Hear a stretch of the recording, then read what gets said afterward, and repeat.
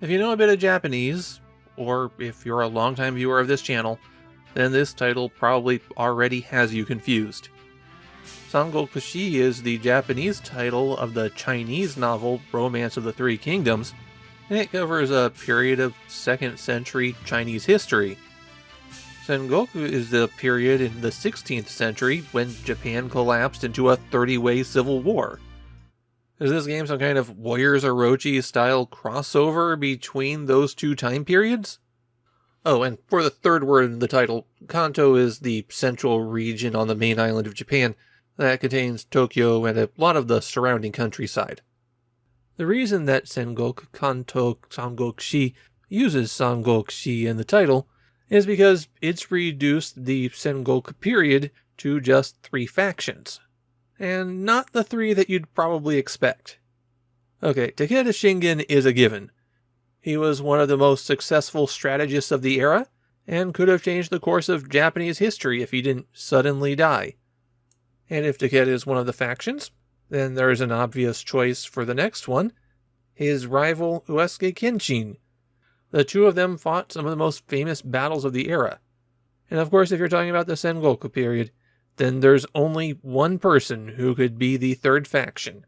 None other than Hojo Ujiyasa? Who? Yeah, Hojo's one of those guys from the period who doesn't get movies, TV shows, video games, comics, and everything else made about him. He seems to be the third faction in the game mainly because he was in the region and had battles against both Takeda and Uesugi. Hojo's a real and the rest of the Sengoku period. Which brings up the question, where is the big man? Where is Oda Nobunaga? The warlord who crushed all of them historically. Well, that takes me into the unique structure of Sengoku Kantou Sangokushi. The first roughly 90% of the game is a copy of Koei's popular line of strategy games. You have a map of the Kanto region. It's divided up amongst a bunch of factions, and your goal is to unite the whole area under your banner. The 3 I talked about before are the major factions, starting out in control of large portions of the region, and everyone else are minor factions with 1 to 3 castles under their control, and they're there to get stomped on by the big 3. Take over the entire region, and then the game goes into its final phase. A series of 4 battles in which you have to take all of the resources that you accumulated over the course of the game and defeat Nobunaga. Just 4 battles, one after the other. Succeed and you defeat Oda and ensure that the wars ravaging the country will continue indefinitely. Okay, we need to have a little sidebar about Nobunaga. If you've watched a lot of Japanese media set in the Sengoku period, then you've probably noticed that he is usually set up as the villain. He is the scary, often demonic bad guy. Just look at him in the intro for Sengoku Kantou Sangokushi. He's practically dressed as Dracula for this strategy game. But when you look at Oda Nobunaga historically, he doesn't really stand out as being extra evil compared to any of the other warlords of the period. When Japanese history is told in a straightforward way, he's not singled out as some especially evil character. So why do video games portray him as a supervillain? Well, I like to say that it's because Nobunaga was the person who decided to take guns to a sword fight. Nobody likes the guy in the fighting game tournament who figures out the infinite combo after all. But beyond that, Oda Nobunaga was kind of a Julius Caesar figure. He had a tendency to ignore the traditional way of doing things when they weren't efficient. And then, after he nearly succeeded in uniting the entire country, he was assassinated by someone who he thought was his ally. And when it comes to pop culture depictions, Nobunaga rather infamously described himself as a demon in a letter to Takeda. It's kind of the perfect stew for using a historical figure as a supernatural monster in your story. But I also think there's been a bit of a snowball effect. Similar to Richard III, people wrote some popular stuff where Nobunaga was a villain, and so other people copied that, and other people copied that, And now he's remembered in popular culture as a guy with a menacing aura and a cool cape.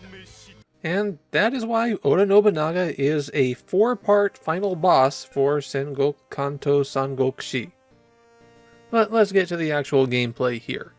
The strategic overview section proceeds in months, and in every month you can give one command to each of your territories. Money and military is managed in each territory individually, though you can use a command to pass things around.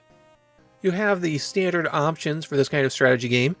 You can develop your territory further, improving its agriculture or industry. You have diplomatic options, which is really how you handle anything outside of that particular territory. So this is where you go to send money and food, or try to spy on your neighbors to see how strong they are. This is also where you go in order to try to make peace with your neighbors, but only your ruler can do that.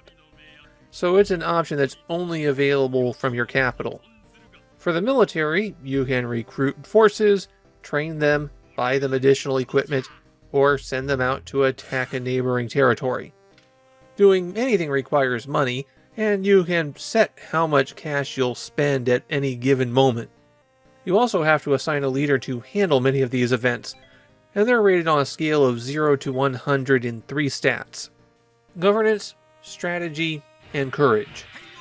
If you choose to attack a neighbor, then you have the option to ask your military advisors before you go, and they'll tell you if they think you can win or not. Something that I'm sure you've noticed by this point is that every action is accompanied by a little scene, often with dialogue. This is some very early 90s multimedia, where they just threw in that kind of thing because they could. I only played for an hour, so it didn't reach the point that I was getting annoyed, but based on past experience, I'd expect that those would start grating on my nerves before I finished a full game. Battles take place on a 2-screen wide tactical map made up of convenient hexagons. Hexagons, the wargamer's best friend. You're given 2 different choices for how to deploy your forces, and it doesn't matter what direction you attack from, you always deploy to the same side of the map. After that, on every turn you move all of your forces, and then they move all of their forces. You can choose to attack after you move, or you could just attack.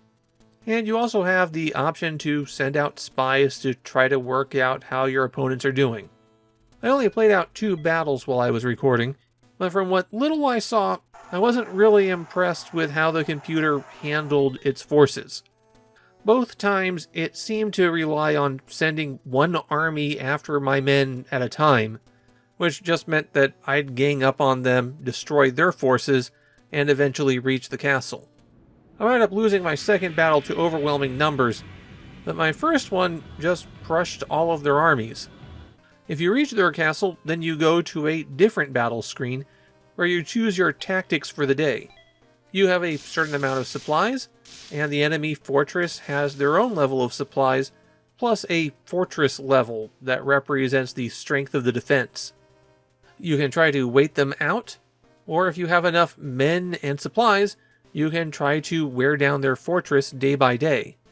If you reach the end of the month, then you've lost the battle and everyone has to go home. It also leaves that territory open for easy pickings from someone else, since they don't have to wipe out the armies in the field first. When I went looking for the opinions of Japanese players on Sengoku Kantou Sangokushi, I found people were kind of mixed. I found some people who liked the strategy, some people who were really turned off by the historical inaccuracies, and people who really liked the presentation, particularly all of the animated cutscenes. When I look at Sengoku Kantou Sangokushi, the question for me is, why should I play this instead of Nobunaga's Ambition?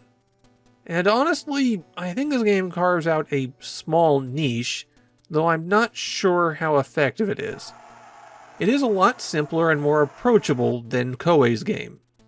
And if you want that juicy 1991 multimedia presentation, this game has it in spades. But even with my limited time with the game, I also felt like the seams were showing. That if I played it for 10 hours instead of 1, The things that were minor annoyances could easily grow into big problems. Of course, it's a bit unfair for me to judge the game like that. When I had to stop recording, I was still feeling my way through how effective domestic spending was. Those kinds of details in strategy games are things that take a long time to learn, and really push against my format. So I guess my opinion on Sengoku Kantou Sangokushi winds up at seems fine at first glance, but might take a downturn. So a real serious, hard-hitting game review there.